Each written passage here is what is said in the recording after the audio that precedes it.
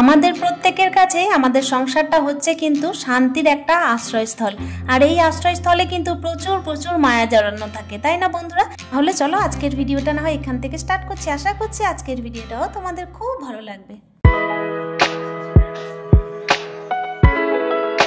Hello everyone, good morning, welcome back to my channel. আশা করছি সকলেই খুব ভালো আছো। বীরভূম জেলার ছোট্ট একটা শহর থেকে আমি সুধা আবারও চলে এসেছি নতুন দিনে নতুন আরও একটা ব্লগ নিয়ে। তাহলে সাথেই থাকো আমার। আশা রাখছি দেখো আজকের ভিডিওটাও তোমাদের প্রত্যেকের অনেক অনেক ভালো লাগবে। সকাল টাইমে এই যে দেখতেই পাচ্ছ ফুলগুলো দেখালাম তোমাদেরকে। সকাল টাইমে কি বলো তো, এই যে আমার একমাত্র শান্তির স্থল যেটা না, শান্তির আশ্রয়স্থলে কিন্তু আমি প্রচুর প্রচুর শান্তি পাই। আর সকাল টাইমে এই যে হাতে এই যে ব্রাশটা নিয়ে তারপর একটুখানি পায়চালি করতে করতেই একদম দেখো সকালটা শুরু করি। আর এমনিতে কি বলো তো, তাড়াহুড়োর সংসার তো, তাড়াহুড়োর জীবন, ওই জন্য বাইরে কিন্তু মর্নিং ওয়াকে যাওয়া হয় না। আর বলে রাখি সকাল থেকে কিন্তু আজ থেকে আমার ছেলের স্কুলটা স্টার্ট হয়ে যাচ্ছে। মানে মোটামুটি বলতে পারো আমার ছেলেকেও কিন্তু উঠতে হচ্ছে ওই 5:30, তার আগে কিন্তু 5টার সময় আমাকে উঠতে হচ্ছে। তো আমার ছেলের স্কুলটা যেহেতু 6:30 থেকে বসে যাচ্ছে, সেহেতু কিন্তু গাড়িতে চেপে যাচ্ছে ওই 6টার মধ্যে। তাহলে দেখো এমনিতে ফার্স্ট মর্নিং থেকে কাজও আরম্ভ হয়ে যাচ্ছে। আর তার সঙ্গে কি হচ্ছে বলো তো, একটুখানি শরীরচর্চাও হচ্ছে। মানে সকালে যত তাড়াতাড়ি ওঠা যায় ততই ভালো, তাই না? আর এখন দেখো এই যে পায়চালি করতে করতে নিজের গাছগুলোকে একটুখানি লক্ষ্য করতে করতে তারপর মুখটাও ধুয়ে নিলাম। আর এরপর কিন্তু চলে এসেছি, কালকে এই যে কিছু বালিশের কভার কাচা হয়েছিল, তো সেগুলোকে সুন্দর করে ভাঁজ করে রেখেছিলাম, তো ওগুলোকেই কিন্তু সকাল টাইমে পরিয়ে নিচ্ছি। আসলে কেন বলো তো, বিকাল টাইমে কিন্তু দেখবে যখন সন্ধে গড়িয়ে আসে না, তখন কিন্তু বালিশের কভার হোক বা যে কোনো কভার হোক পরাতে নেই। এগুলো আমি শুনে এসেছি ছোটোবেলা থেকে। মা কিন্তু বলেছিলেন যে সন্ধ্যের টাইমে কিন্তু কোনো রকমের কোনো কভার পরাতে নেই। সেই কারণে দেখলাম আজকে ফার্স্ট মর্নিং এই যে ভালোভাবে পরিয়ে নিই। আর দেখতেই পাচ্ছ ভালোভাবে পরিয়ে নেওয়ার পরে না বালিশের কভারগুলো বেশ চকচক করছে, তাই না? সকাল থেকে দেখবে এই সমস্ত কাজগুলো যেহেতু আমার তাড়াহুড়োর মধ্যে থাকে, সেগুলো কিন্তু করা যায় না। আসলে আজকে ছেলে স্কুল আছে বলেই কিন্তু আমাকে রান্নাবান্নার চিন্তা পরে করতে হবে। মানে ফার্স্ট মর্নিং স্কুলটা ছিল বলেই আর কি রান্নাটা পরে করলেও চলবে। তো চলো সংসারের কাজগুলো করে তারপর কিন্তু রান্নাবান্নায় আজকে হাত দেবো। মাথার উপর যখন ছাদ ছিল না, তখন কিন্তু মনের মধ্যে শান্তিও ছিল না। আর এখন দেখো ঘরের মধ্যে রং হয়নি, যদিও বা অন্যদের তুলনায় যে আমাদের হিউজ পরিমাণে জায়গা আছে তাও না, তবুও কিন্তু এই ছোট্ট একটা ঘরের মধ্যে আমি একদম এতটাই শান্তি পেয়েছি, এতটাই শান্তি পেয়েছি, এতটাই মায়া জড়িয়ে আছে এই সংসারের প্রতি, যে আমি কিন্তু এটা বলে বোঝাতে পারবো না। সত্যি কথাই বলতে অন্যদের অট্টালিকা, অন্যদের বড় বড় রাজপ্রাসাদের থেকেও কিন্তু নিজের গড়া ছোট্ট একটা শান্তির আশ্রয়স্থলে কিন্তু প্রচুর প্রচুর মায়া থাকে বন্ধুরা। তো চলো এই যে দেখতেই পাচ্ছ সকাল থেকে এই যে কাজগুলো করে নিচ্ছে, ওইদিকে বালিশের কভারটা পরানো হয়ে গেল। আর এখানে এই যে খাটটা একটুখানি মোছামুছি করে নিচ্ছি। খাটে তো প্রচুর পরিমাণে ধুলো হয় মাঝে মাঝেই, তবে মাঝে মাঝে তোমাদের সাথে শেয়ার করি, কখনো বা শেয়ার করি না। এই তো দেখতেই পাচ্ছ হালকা হাতে কিন্তু খাটটাকে মুছে দেওয়ার পর বালিশগুলোকে সুন্দর করে সাজিয়ে নিলাম। এরপর কিন্তু জানলাগুলোকে খুলে দিচ্ছি। ফার্স্ট মর্নিং যেহেতু পূর্ব দিক দিয়ে রোদটা ঢোকে, তাই পূর্ব দিকে কিন্তু বিছানায় রোদটা একটু দেওয়ার চেষ্টা করি। আর তাছাড়াও যে পরিমাণে রোদ গরম পড়ছে, তাতে কিন্তু একেবারে ফার্স্ট মর্নিং রোদটাই নেওয়া যাবে, তাছাড়া কিন্তু ঘরের মধ্যে রোদ ঢোকানোও যাবে না, আর নিজেও কিন্তু রোদ নেওয়া যাবে না। তো চলো ফার্স্ট মর্নিং যেহেতু উঠে পড়েছি, সেহেতু কিন্তু সংসারের কাজগুলো চটজলদি করে ফেলি। এদিকে কিন্তু মা দেখো আজকে ঝাড়টা কমপ্লিট করে দিয়েছে, একদম ফুলফিল করে দিয়েছে।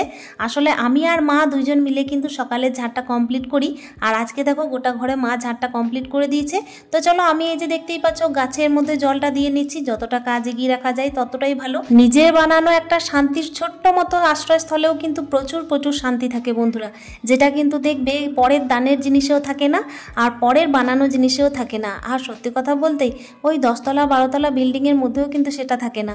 পুরোটাই যদি তোমার নামেও কেউ লিখে দেয় না, তবু কিন্তু সেই শান্তি পাবে না যেটা এই খোলা পরিবেশে পাবে আর নিজের বানানো একটা ছোট্ট আশ্রয়স্থলে পাবে, তাই না? আমি কিন্তু দেখো আমার এই ছোট্ট আশ্রয়স্থলে প্রচুর প্রচুর সুখে থাকি, প্রচুর প্রচুর হাসি খুশিতেও থাকি। তোমরা দেখতেই পাচ্ছ সকাল থেকে কিন্তু একদম পুরো দমে কাজ করতে থাকি। আর এই সমস্ত কাজগুলো আমার যতটাই তাড়াহুড়োর মধ্যে হোক না কেন, যতটাই কষ্ট হোক না কেন, মনের মধ্যে একটা মায়া টান জড়িয়ে আছে, তো সেই কারণে আমি খুব ভালোবেসেও করি। আর এই তো দেখতেই পাচ্ছ যেহেতু ছেলের স্কুলটা নেই আর রান্নাবান্না তাড়াহুড়োটাও নেই, সেই কারণে ভাবলাম একেবারে এই যে কাজগুলোকে চটজলদি দেখো সেরে তারপর স্নান করব, পুজো করব শান্তি মনে, তারপর ওই যে ধীরে সুস্থে রান্নাটা করব। গরম গরম কিন্তু ছেলেকে খেতেও দেওয়া হবে। এখন দেখতেই পাচ্ছ সবজি কেটে নিচ্ছি। আজকে কিন্তু রান্না করব একটুখানি পনকা শাক, আর তার সঙ্গে করব দেখো ঝিঙে আলু পোস্ত। যেহেতু আজকে তো নিরামিষের বার, মঙ্গলবার মানে আমরা নিরামিষ খাই। আর ওইদিকে একটা ডাল করব আর একটুখানি পাঁপড় ভাজা করব। দেখা যাক কি কি রান্না করা যাচ্ছে। তো চলো চটজলদি এই যে সবজিটা কেটে নিচ্ছি। আর হ্যাঁ, শাকটা দেখতে পাচ্ছ এই যে রাখা আছে, পুরোটাই কিন্তু আজকে বেছে রাখবো। তো চলো বন্ধুরা চটজলদি কিন্তু সবজিটা কেটে নিচ্ছি। আমাদের পরিবেশে দেখো এমনিতেই কিন্তু গ্রামীণ পরিবেশেই থাকি বলতে গেলে, তবে আজকালকার যুগে কি হয় বলো তো, প্রত্যেকটা জায়গায় কিন্তু একটুখানি শহুরে ভাব চলেই আসে। তবে আমি কিন্তু একেবারেই দেখো নিজের জায়গা ছেড়ে কোথাও কিন্তু যেতে পারিনি। আমাকে অনেকেই বলে জানো তো যে তুমি কেন হাজব্যান্ডের সাথে যাওনি। আসলে কি বলো তো, ওই যে একটা নাছোড়বান্দা জীবন, তো এখানে কোনো দিন ওখানে কোনো দিন। আর পুলিশের চাকরির ক্ষেত্রে তোমরা তো বুঝতেই পারছো কিভাবে এইদিক ওইদিক করে মানে ছোটাছুটি করতে হয়। তাই ছেলের ক্ষেত্রে মানে পড়াশোনার ক্ষেত্রে বলতে চাইছি, তো ছেলের ক্ষেত্রে দেখো একটা স্থায়ী জায়গায় যতক্ষণ না থাকি ততক্ষণ তো একটা শান্তি নেই, পড়াশোনাটা আর একদম কিন্তু ব্যাঘাত ঘটে যাবে। ওই কারণে আমি দেখো মাটি কামড়ে কিন্তু নিজের এই শান্তির আশ্রয়স্থলেই পড়ে আছি। আর হ্যাঁ, আমি কিন্তু একদম শান্তিতেই আছি, এমন নয় যে হাজব্যান্ডকে ছেড়ে কিন্তু আমি নিজের সংসারটাকে ঠিকমতো করতে পারছি না। একদম কিন্তু মনের শান্তিতে নিজের সংসারটাকে পুরো দায়িত্ব সহকারে পালন করে যাই। আমি কিন্তু দেখো নিজের সংসারের জন্য এক তিলও নয় ছয় করি না। সব সময় কিন্তু এই দিক ওই দিক চিন্তাভাবনা আমার লেগেই থাকে, কি ঘরে বলো কি বাইরে বলো, সব কিছু কিন্তু আমার জড়িয়ে আছে এই সংসারটাকে নিয়েই। তো চলো এইদিকে দেখতেই পেলে স্নান টান সেরে চলে এসেছি। পুজোর বাসনগুলোকে কিন্তু একদম বের করে নিয়েছি। আজকে কিন্তু পুজোর বাসনটা একটুখানি বেশিই ছিল বলতে পারো।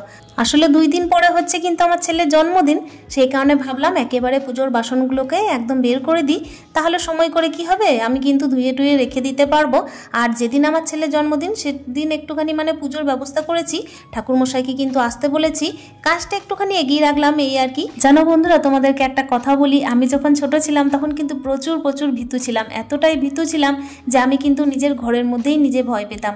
যখন আমি সন্ধ্যের টাইমে আর কি আমাদের কুয়ো ছিল, তো কুয়োতলায় যেতাম হাত পা ধুতে, তখন কিন্তু প্রচণ্ড আমি ভয় পেতাম। এমনকি খেয়ে দিয়ে কিন্তু কোনোভাবেই হাতের মানে কোনো রকমভাবে জল নিতে যেতে পারতাম না, কিংবা হচ্ছে আমি কোনো রকমভাবে কিন্তু থালা বাসনও নামাতে যেতে পারতাম না, এতটাই ভীতু ছিলাম। কিন্তু এখন জানো তো আমার কিন্তু কোনো রকমের কোনো ভয় লাগে না। এখন যদি আর কি বিদ্যুৎ চমকায় কিংবা হচ্ছে কোনো রকমের বৃষ্টি অন্ধকার সব কিছু হয়ে যায় না, তবুও কিন্তু ভয় লাগে না।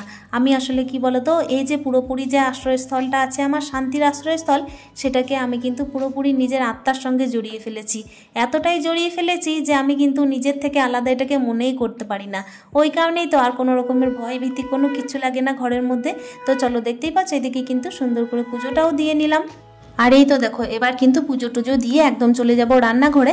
অলরেডি কিন্তু দেখো তোমাদেরকে একদম শেয়ার করছি টিফিন করার পরে রান্নাটা।